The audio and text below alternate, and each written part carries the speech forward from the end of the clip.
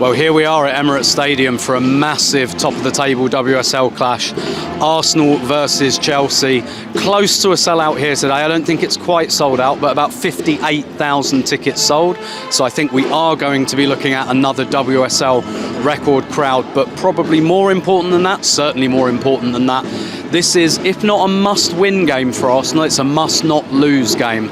They're currently 3 points behind Chelsea at the top of the table, and in truth, if they lose today and they go 6 points behind and they have to play Chelsea away in the second half of the season, that's going to be very, very difficult. It's going to be a long way back.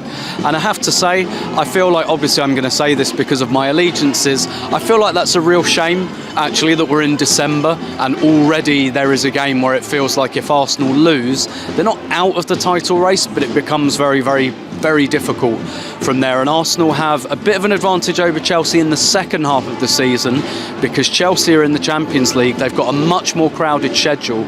Arsenal don't. Arsenal have got a very, very nice schedule in the second half of the season. So if they can win today, go level on points with Chelsea, they can put themselves in a really, really nice position for the second half of the season. But that is going to be really, really difficult because Emma Hayes' side are going to know that a victory today really, really puts daylight between them and Arsenal. And I'll be honest with you, I'm very, very nervous about this one. So we're underway, Arsenal versus Chelsea. Jonas Heideval's gone for a midfield of Kim Little, Leah Volti and Victoria Palova, and I think that's where a lot of the focus was pre-match on the team selection because of that competition in midfield. Fancy we might see Kim Little in the number 10 position, a little bit higher up with Palova and Volti behind her. Pre-match, Emma Hayes was talking a lot about what a good counter-attacking Arsenal team are. So it'll be interesting to see how they try to stop that. That's 1-0 Arsenal, Beth Mead. Emma Hayes talked before the game about how good Arsenal are on the counter. That's exactly how Arsenal have scored. Chelsea were going forward, looking dangerous. Arsenal cleared the ball. Leah Volti down the line to Caitlin Ford. Caitlin Ford dribbled infield. And Arsenal had plenty of numbers in the penalty area. It took a little while, but Beth Mead cuts in on her left foot, puts it in the roof of the net, 1-0 to Arsenal. And that's 1-1, and this time it's Chelsea's turn to score on the counter-attack. They have had a few times now just passing that ball in the front of the Arsenal back four where they've looked a little bit dangerous, and this time Arsenal couldn't get the ball turned over. Comes to Canarid on the right-hand side, cuts in on her left foot, rolls it along the floor. Looked like Sam Kerr might be offside, but obviously there's no VAR in the WSL, so that's not going to be looked at. But Sam Kerr did look like she was in Zinsberger's eye line as that came in, but the goal's given, it's 1-1. So we're halfway through the first half, still 1-1. One of the really kind of interesting tactical things that's happening at the moment, Lauren James starting on the left for Chelsea, drifting infield quite a lot, and when Chelsea have the ball, that's causing Arsenal problems. Chelsea are able to overload centrally, but when Arsenal have the ball, they're getting a lot of joy down that side because Lauren James is coming inside so much, and it really feels like one of the teams is going to score as a result of that. And there's a little bit of a chess match going on that side, but Arsenal playing quite well, pretty even game at the moment, but Chelsea still look very dangerous going forward too. So that's Arsenal 2, Chelsea 1. Arsenal have been on top the last 10 minutes or so. Really good build of pressure. Got a corner off the back of a cross by Caitlin Ford, which Chelsea really had to stretch to defend. Corner in from Steph Catley, header from Amanda Illestedt, and that's a real big part of the reason that Arsenal brought her in this summer. Her set-piece threat. That's her second goal in 3 games. It's 2-1 Arsenal.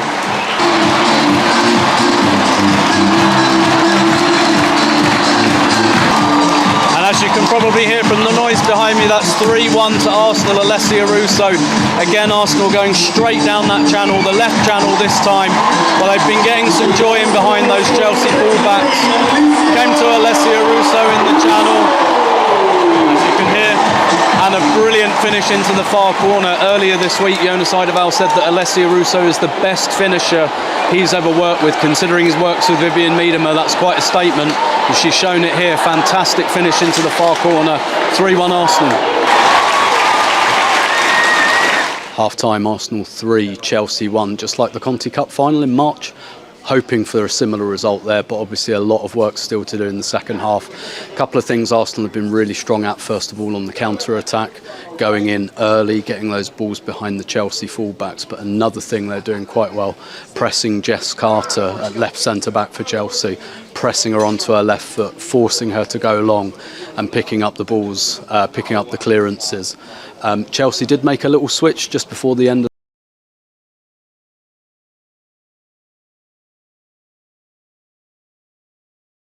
an adjustment for Arsenal, but they got through to half-time 3-1 and really hope they see through what would be a very, very strong result for them. So second half just started.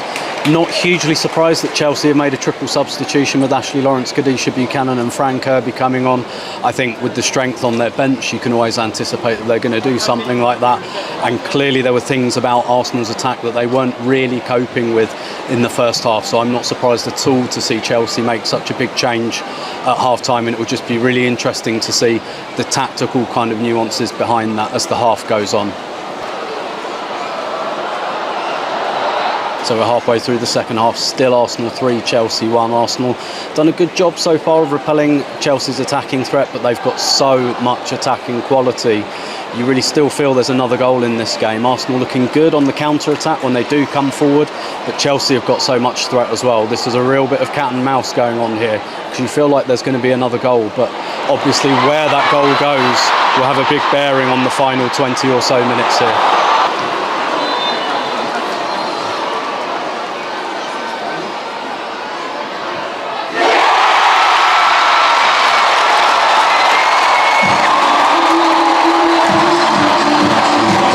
To Arsenal, Alessia Russo slots away a penalty. I said a couple of minutes ago it really felt like there was going to be another goal in this game, and it just depended where it came from. Untidy challenge by Anne-Catherine Berger on Alessia Russo. Arsenal get a penalty. To be honest, there could have been other penalties in this half. Fran Kirby looked like she might have been blocked up in the area. Beth Mead looked like she might have been taken down in the area before this, but this one was given after an untidy challenge by Anne-Catherine Berger. Russo steps up. Russo, who missed her last penalty, of course, in Paris FC in that Champions League qualifier, but this time she slots it away. It's Arsenal 4, Chelsea 1.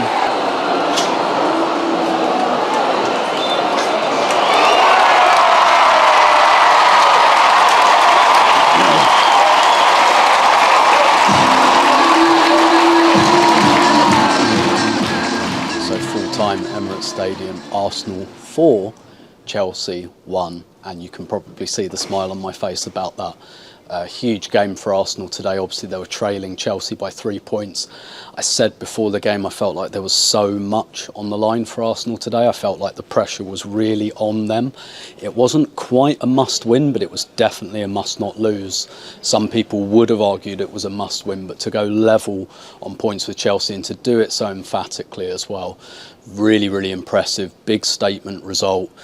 Deservedly got themselves into a 3-1 lead at half-time, had a really, really good spell in the second half where they scored twice. They made that pressure count. Chelsea made changes, as you'd expect, but they still didn't really create anything in the second half. They didn't look that dangerous, and if anything, Arsenal looked like they'd extend their lead, and once it went to 4-1, Arsenal had numerous chances to make this even worse for Chelsea, 5 or 6-1 on the counter-attack, and given Emma Hayes highlighted how strong Arsenal are on the counter-attack before the game, I mean, she got front row seats here to a real clinic in counter-attacking, because Arsenal just again and again were able to win that ball back through Palova, through Leah Volti, through Kim Little, and play through Chelsea, particularly through the wide players. Thought Victoria Palova was probably the best player on the pitch, just really her sort of game. And I have to say Beth Mead as well. I was probably guilty of forgetting how good she is in the 9 or 10 months that she was out, but she was absolutely superb as well. But the real team performance today where every single player really stepped up, and it's a huge result for Arsenal because really that means the title race is on now.